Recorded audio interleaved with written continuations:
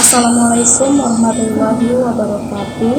Kami dari kelompok 1 akan mempresentasikan hasil diskusi kami yang berjudul Teori dan Estimasi Biaya. Apa itu biaya?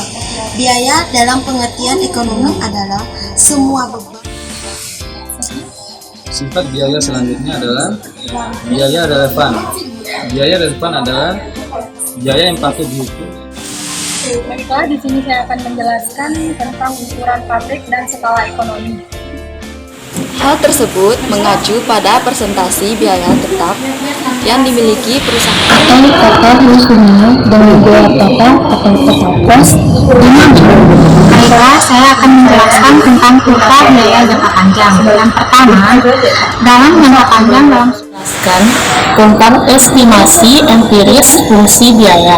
Estimasi empiris fungsi biaya penting untuk mencapai. Kemudian saya akan menjelaskan sedikit tentang fungsi biaya jangka pendek, di mana jangka pendek adalah suatu periode.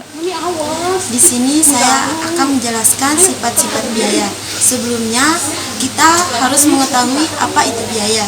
Biaya dalam pengertian ekonomi adalah semua beban yang harus ditanggung untuk menyediakan suatu barang agar setiap dipakai oleh konsumen. Atau dalam pengertian lain, biaya merupakan pengorbanan atau pengeluaran yang dilakukan oleh suatu perusahaan atau perseorangan yang bertujuan untuk memperoleh manfaat lebih dari aktivitas yang dilakukan tersebut. Biaya memberikan peranan penting dalam proses pengambilan keputusan manajerial. Selanjutnya, ke sifat-sifat biaya. Pertama, biaya eksplisit adalah mengeluarkan aktual untuk memperkerjakan tenaga kerja, menyewa atau membeli input yang dibutuhkan produksi. Kedua, biaya implisit adalah nilai input yang dimiliki dan digunakan oleh perusahaan dalam aktivitas produksinya sendiri. Ketiga, biaya alternatif atau oportunitas adalah seluruh input baik yang dimiliki atau dibeli perusahaan untuk alternatif bisnis yang lain. Keempat, biaya akuntansi adalah mengeluarkan aktual perusahaan tentang akuntansi dan biaya historis untuk laporan keuangan perusahaan. Sifat biaya selanjutnya adalah biaya relevan. Biaya relevan adalah biaya yang patut dihitung, yaitu biaya ekonomis ditambah biaya oportunitas. Selanjutnya, biaya tambahan atau bisa disebut incremental cost adalah perubahan biaya total dari implementasi keputusan manajerial tertentu. Misalnya memperkenalkan produk, melakukan kampanye iklan dan lain-lain. Selanjutnya, biaya terbenam atau bisa disebut sunk cost adalah biaya yang termasuk karakteristik biaya di atas atau biaya di relevan.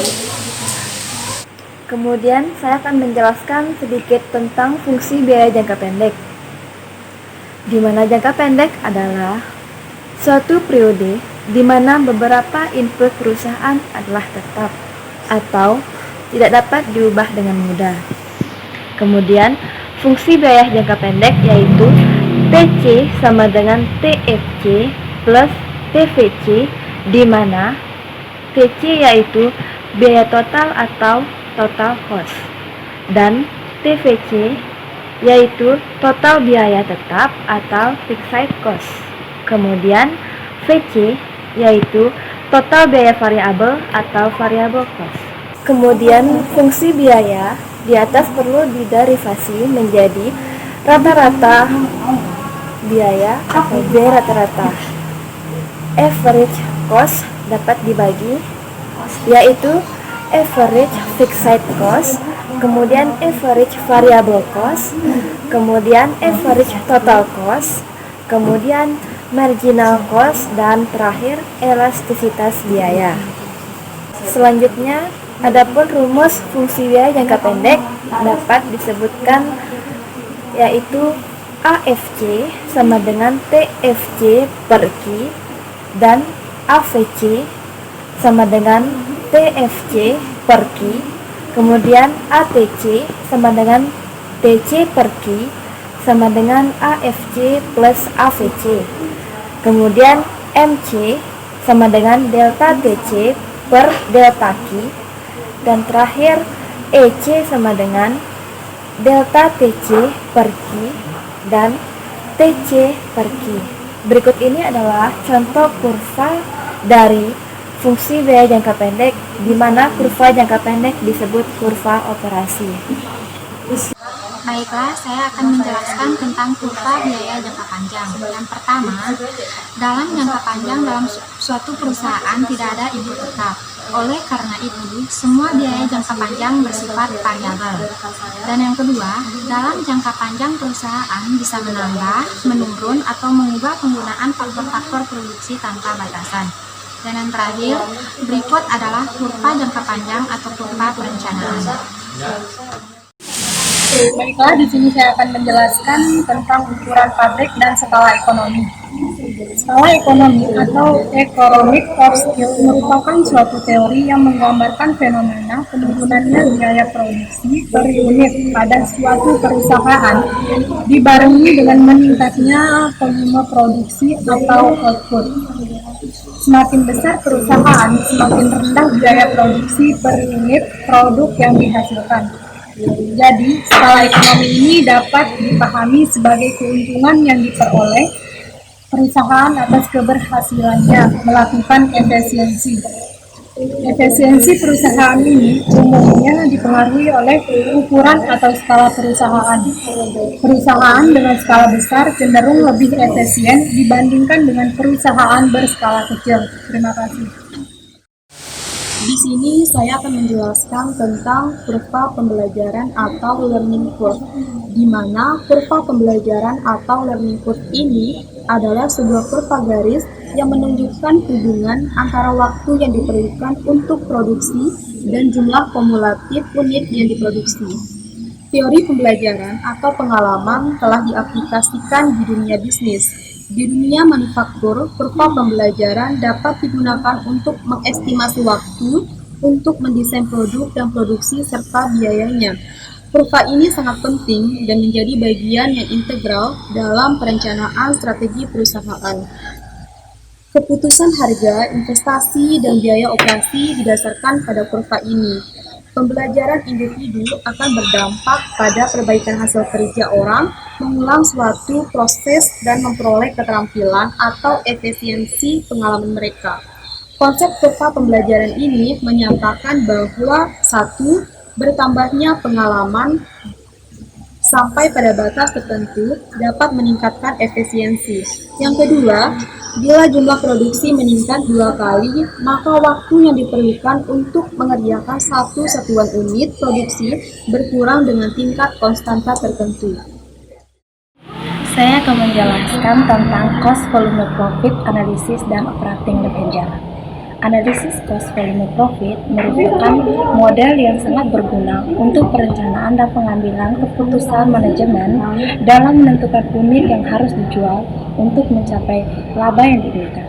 Analisis CVP mendeskripsikan hubungan antara unit yang dijual, biaya, harga jual, dan profit yang dapat menjelaskan beberapa isu penting dalam pengambilan keputusan manajemen seperti dampak pengurangan biaya tetap, total terhadap profit, dampak kebijakan kenaikan harga jual produk terhadap profit, dan lain-lain.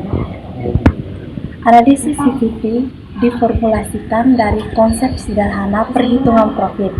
Profit dihitung dari pengurangan antara pendapatan total atau total revenue dengan biaya total atau total cost, di mana profit sama dengan total revenue dikurangi total cost, profit sama dengan price liquidity dikurangi variable cost dikurangi fixed cost.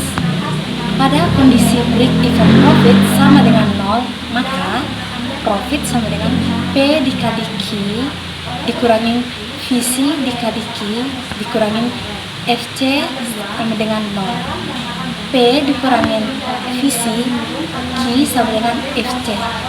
Q Q sama dengan FC per P dikurangi Q sama dengan FC per P dikurangi CV.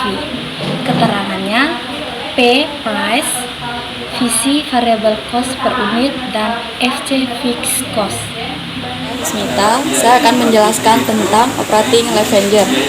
Yang pertama, leverage adalah kemampuan perusahaan untuk menggunakan aset dari dana pinjaman untuk menciptakan hasil pengambilan atau retur yang baik dan mengurangi biaya.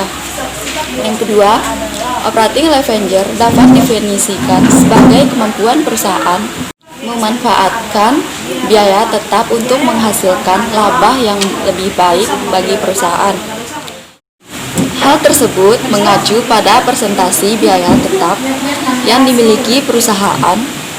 Dengan kata lain, operating leverage adalah rasio biaya tetap terhadap biaya variabel. Jika perusahaan memiliki biaya tetap yang lebih tinggi dibandingkan dengan biaya variabel, maka perusahaan tersebut dikatakan operating leverage tinggi. Jelaskan tentang estimasi empiris fungsi biaya. Estimasi empiris fungsi biaya penting untuk mencapai berbagai tujuan keputusan manajerial. Pengetahuan tentang fungsi biaya jangka pendek sangat penting bagi perusahaan dalam menentukan tingkat output optimum pada harga yang dibebankan. Pengetahuan tentang fungsi biaya jangka panjang penting dalam perencanaan skala optimum pabrik yang dibangun perusahaan pada jangka panjang.